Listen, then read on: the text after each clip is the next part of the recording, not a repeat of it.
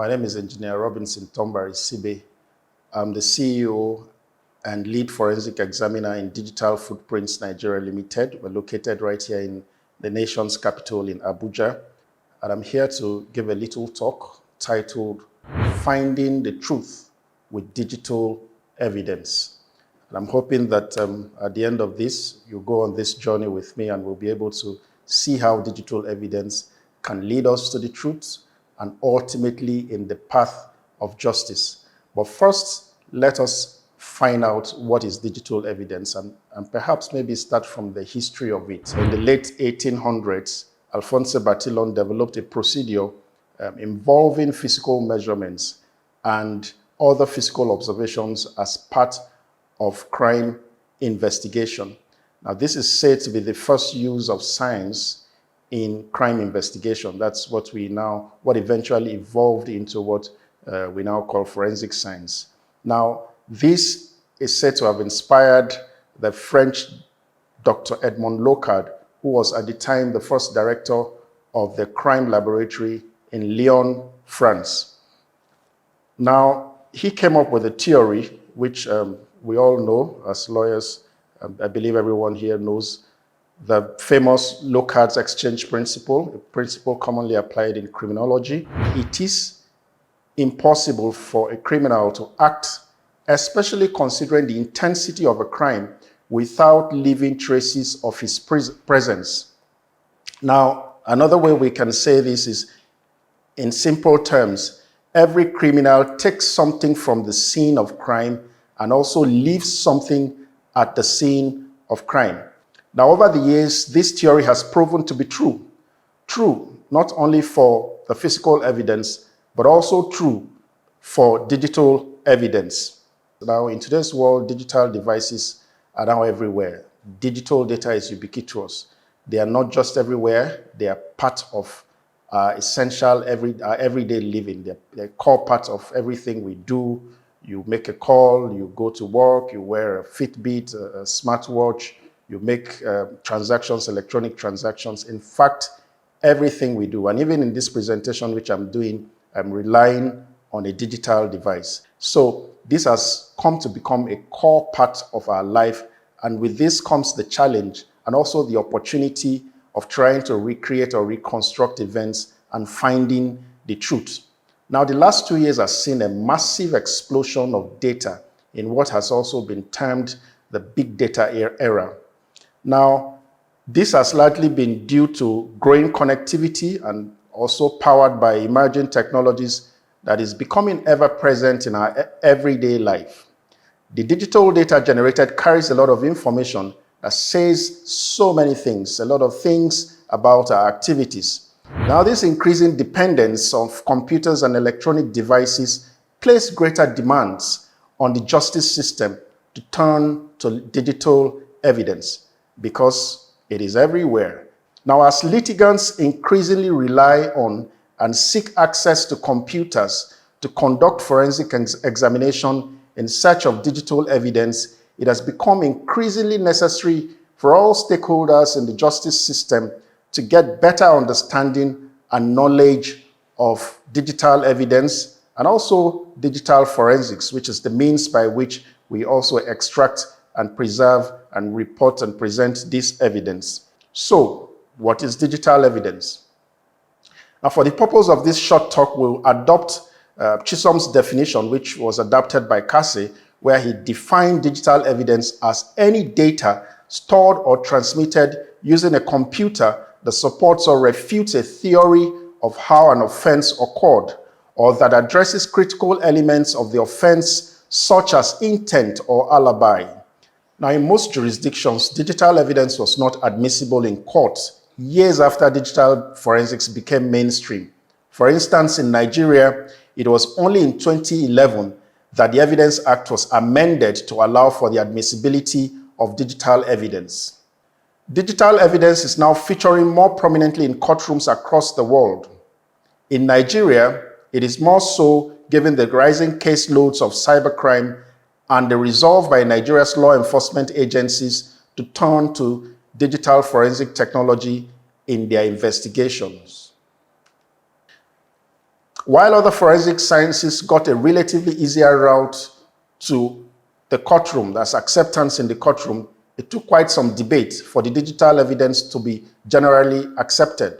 The whole digital evidence thing appears a bit abstract, and so it became a bit of debate for people to accept what they do not understand, the dynamics and mechanics behind it. Now, another challenge that faced the admissibility of digital evidence or the acceptance of digital evidence in courtroom is the delicate nature of tendering digital evidence, which could be quite daunting. Now, a major reason for this is the complexity and sophisticated process of acquiring, preserving, analyzing, presenting digital evidence. This requires specialist digital forensic tools and sophisticated skill sets, which usually don't come quite easy. In summary, digital evidence needs to be collected in a forensically sound manner, and I'm going to underline the word forensically sound manner. Now, beyond this, one key challenge with digital data is that it is volatile in nature and sometimes is susceptible to a bit of manipulation or tampering. Yet, even with this, digital evidence could prove to be enduring and persistent. For example, in the celebrated case of Engr, which we are all very familiar with, while the paper trails and paper evidences were shredded and became inadmissible or could not play any critical role, digital evidence persisted, and in fact, it is what the investigators relied on, which today helped reform the process. Now, all you need to find the truth is the right tools and adopting proven methodologies and best practice in digital forensic acquisition and data analysis. Another challenge facing the admissibility or facing the whole concept of digital evidence itself is that it is still quite early in the process. It's still emerging. For instance, in Nigeria, it is still just about 10 years since the Evidence Act itself was amended for the admissibility of digital evidence. First, we talk about evidence exchange, which derived from the locals exchange principle. We talked about a criminal having an exchange or an interchange with the environment or the crime scene. In this case, also in that of digital evidence, there's also an exchange. There's also a trail which the user or whoever it is that's been investigated would have left, or the system would have left on him. Also, because of the unique imprints, there's also what we call the evidence characteristics. Because of that unique identification, the unique trail that is credited through the exchange itself, now that helps to characterize each evidence to make it have a unique attribute. Also, there is a concept of forensic soundness, which I earlier mentioned when I stressed the importance of it. Every evidence that is tendered must be forensically sound. There are standard methodologies that needs to be followed. Forensics discipline is a very regulated and a very disciplined discipline. It is such that involves clearly defined processes that must be followed. So if you're going to tender any evidence in court, the digital evidence particularly, you had better make sure that it is forensically sound. Also, there's a concept of authentication. Can it be authenticated? There's a concept of chain of custody, where every single evidence, every electronic evidence must be accounted for in the entire investigation chain. There must not be any time when an evidence cannot be accounted for. We also have the concept of evidence integrity. From the points where evidence was collected, is it the same? And in doing this, there are several methods which we can ensure that is done, one of which is the simple hashing methodology, which actually has the digital signature of the file in question, so that if anything changes, you can easily tell, even if you change a full stop. Then digital evidence has to be objective, and then the process for acquisition has to be repeatable. That's, if you repeat it, will you get the same result? Digital forensics itself has matured through the years, and today we have different specializations of them. For instance, we have computer forensics. I know at the early stages of digital forensics, it was mostly called computer forensics because that's the device that actually inspired it. But following the years of several other devices coming into the fray, the word digital forensics was adopted because it seemed to be more all-encompassing. So in today's world, computer forensics is now reserved mainly for forensic investigations involving the computer system. And by computer system, I mean from your laptop to your desktop. Mobile forensics involve forensic analysis or investigation of mobile devices like your phone, like your smartwatch, like your drone. It falls under the category of mobile forensic investigation because these devices are mobile in nature. Network forensics. The world is a big interconnection of networked computers. So what network forensic does is basically investigation of the network resources. And maybe it might be as a result of incident response or trying to investigate what happened in a particular network. There's also image forensics. We've seen a lot of cases where people manipulate images and do things to it. You can use things like image forensics to enhance image, identify using AI algorithms to identify somebody in the crowd or something. We also have, this is a bit technical, but it's called SCADA. SCADA means supervisory control and data acquisition. That's largely in the industrial space. So let's say there's an explosion in an industrial plant. Now, most of these are driven by SCADA technology. Now, you can go there to that SCADA and collect evidence and be able to analyze it and find out what happened. In today's world of cyber terrorism, we've seen cases where rogue nation states would stay in another country and launch such cyber attacks directed at utility companies or water corporation and all of that, like what happened earlier this year in a state in the US, I think in Florida. We also have things like the IoT forensics, Internet of Things, or the chip-off or JTAG forensics. Now, you see a situation where a criminal destroys a phone, it is still possible for that phone to be forensically, for data to be forensically extracted from the phone, even if the phone is not coming up. Some of this is possible through either chip-off forensics or JTAG forensics. According to the principle, for a forensic methodology to be considered and accepted by the trial judge, the following 5 items should be considered. 1, has the expert theory been tested? 2, has it been subjected to peer review and publication? 3, what is the error rate of the method? 4, is the method standard and with controls? And 5, has it been generally accepted in the scientific community? By the very nature of cybercrime, you know that it involves digital devices. So most of the cases are decided with digital evidence. It's only natural that they are decided with digital evidence. Now, digital evidence can prove to be very useful also in cases that are not necessarily cybercrime. So it's not a cybercrime, it's not just restricted to cybercrime thing. Digital evidence has proven very useful in a wide variety of wide criminal investigations, such as homicides, fraud, child trafficking, child abuse, missing persons, drug, and many more. Now, beyond these criminal investigations as well, digital evidence could be very vital in deciding civil cases and administrative investigations. Now, e-discovery and digital evidence have been relied on countlessly in solving civil disputes and even administrative and corporate investigation. Now, let's pause for a moment and consider a few scenarios that's not necessarily cybercrime, but where digital evidence could prove to be an important decider. Now, imagine a scenario where somebody is being accused of murder and his defense was that he was never at the crime scene. Now, imagine that this suspect in the murder case carried his phone and also wore his smart wristwatch at the time of the incident.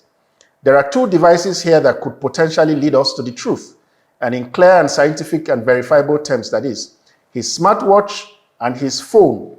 They could help us lead us in the path of truth, because spatial analysis can be performed on the data sets that could tell where he was, and this could either help or refute alibi.